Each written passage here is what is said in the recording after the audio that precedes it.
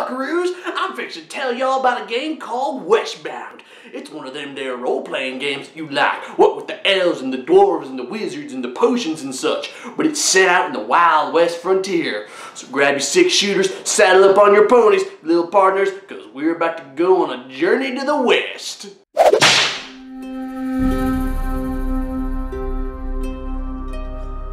A while back, I received an email from an indie TRPG company called Island of Bees, and they told me about a game they've been working on, Westbound, a fantasy game set in the Wild West.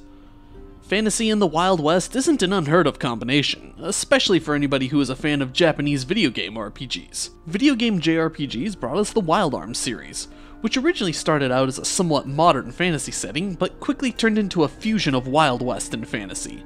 That's a series that seems to be all but dead now, though. The latest game was released 10 years ago as Wild Arms XF for the Sony PSP. I digress, though. I promised you all talk about Wild West TRPGs, and that's what I'm going to give you. Westbound's variety of fantasy is more in line with, no pun intended here, the kind of fantasy that's used in the West. Think Dungeons & Dragons or World of Warcraft. As of this recording, I've only been given access to the basic rules of this game. It lacks any artwork, but I was also given a press kit for this, which has a few interesting pieces I'll be showing throughout the video. These basic rules also lack a lot of what the game promises, but it's still enough to get us started. Let's start with basic conflict resolution. In keeping with the Wild West theme, Westbound uses a standard deck of playing cards. This full deck of cards is equal parts conflict resolution and stamina. You draw cards when it's uncertain if you'll succeed, and these drawn cards are discarded afterwards, regardless of success or failure. When a character is left with no cards in their deck, they're considered exhausted. They fail all checks and cannot perform any actions, and they move at a painfully slow pace. Certain abilities characters may have cause used cards to instead go into a recycle pile, which is separate from their discard pile. And during combat, a character can use an action to shuffle their recycle pile into their deck, or they can wait until the end of combat when it happens automatically. Another way to regain lost cards is through some of the systems of resting this game has. Breathers, short rests, and long rests. Breathers are short 5-minute periods without any real strenuous activity. During a breather, characters can shuffle their discard pile, take half of that, and then shuffle it into their deck. The other half of this is then removed from the game, sort of. Those cards can't be recovered until there's a long rest. If you're familiar with Dungeons & Dragons, you should already know what constitutes a long and short rest. Though for those of you who aren't, a long rest is simply 8 hours of nothing more than, well, resting. Think sleeping or lounging around and eating, maybe a little bit of light reading here or there, that sort of thing. At the start of a session or at the end of a long rest, cards are drawn and placed face down to make up the character's base foundation, which is a measure of their life force. When these cards are taken away through damage, characters become wounded and discard cards every turn until they're exhausted and pass out. So all told, your deck is indeed equal parts conflict resolution, stamina, and life force, with healing generally being about regaining your spent cards. This does beg the question though, how exactly are the cards used in conflict resolution? Outside of combat, it's relatively simple. The GM assigns a target number, and you draw and reveal a card. If your card is higher than that number, you succeed. The standard difficulties for this are 3, 6, and 9, and certain abilities would allow a character to draw a second card for these kinds of checks. In this case, you can also use 13, 16, and 19. Combat, though, is where things get a little tricky. First, when joining combat, you draw cards into your hand based on your hand size. Anytime your hand is empty at the start of your turn, you redraw up to that limit. Anytime you draw up to your hand limit, you have the option of discarding unwanted cards and redrawing them once, much like in a game of poker. The cards in your hand can generally be used in 3 ways: to attack enemies, to defend yourself, or to raise your place in turn order. When combat starts, you add cards from your hand to your ante pile, which is initially what determines turn order. On your turn then, as a minor action, you can add a card to the pile next to your ante, or add your ante pile to your current ante and change your position upwards in the next turn order. Defending is done by placing cards in your hand face up on top of your base foundation, in descending order. So if you place a 7 face up on your foundation, you can then only place a 6, and then a 5, and so on and so forth. These then act as something as a set of temporary HP, with your base foundation being your normal HP.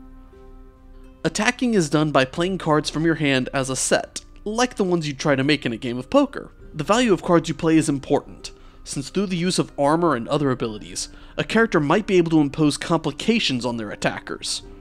Normally, each card that's played deals 1 point of damage to the target, but only if that card is able to beat the complications the defender imposes.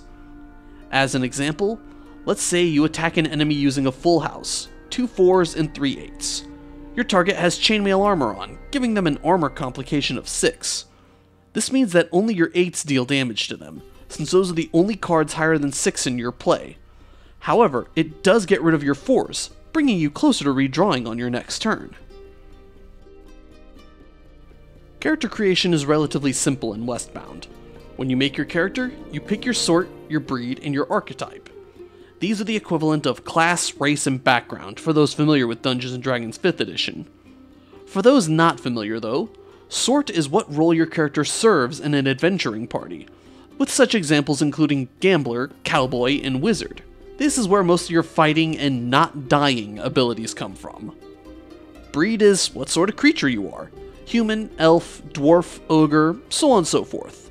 Archetype is more like a character's outlook on life, and it's where the character's social skills and other abilities to influence others come from. Such examples including the explorer, the comedian, and the lover. After you've picked these, you also pick a few other abilities called traits, and you're more or less done. Every time you level up, you choose one of these 3 aspects of your character to raise the level in, and you gain a new trait or other ability based on what you raised. The process itself is fairly simple, but the list of all possibilities would take entirely too long to go over completely. Westbound offers some interesting new ideas in a relatively familiar package. There's a large list of common fantasy races to choose from in the breeds list, including a few that are traditionally reserved for being evil, specifically orcs, goblins, and ogres. Additionally, even though it's a Wild West game, there's still a fair amount of room for swords and other magical equipment from out of this world. I particularly like the idea of using a deck of cards as a character's stamina for performing actions. Since there's 52 cards in a deck when you remove the jokers, and face cards count as 10, this means there's a total of 16 cards with the value of 10. This means roughly a third of your deck is the highest result possible. Also, at its very simplest, combat in Westbound is more than just, "Duh, I rolled to hit it," and then passing your turn on. Despite the praise I'm singing here though, I'd be remiss if I didn't mention some of its flaws. For starters, the basic set really didn't explain the abilities that archetypes grant a character. Furthermore, some of the game's concepts regarding how decks are used can be a little confusing, and I think they would benefit from some diagrams illustrating how cards can be used in combat. Admittedly, the company that is publishing this book has claimed that they have released videos demonstrating this, but there's 2 slight problems with that solution. First being that if you're just perusing through a hard copy of the book somewhere, or are otherwise unable to view a video, that's not a particularly useful solution. More practically though is this: Westbound is not exactly a unique name.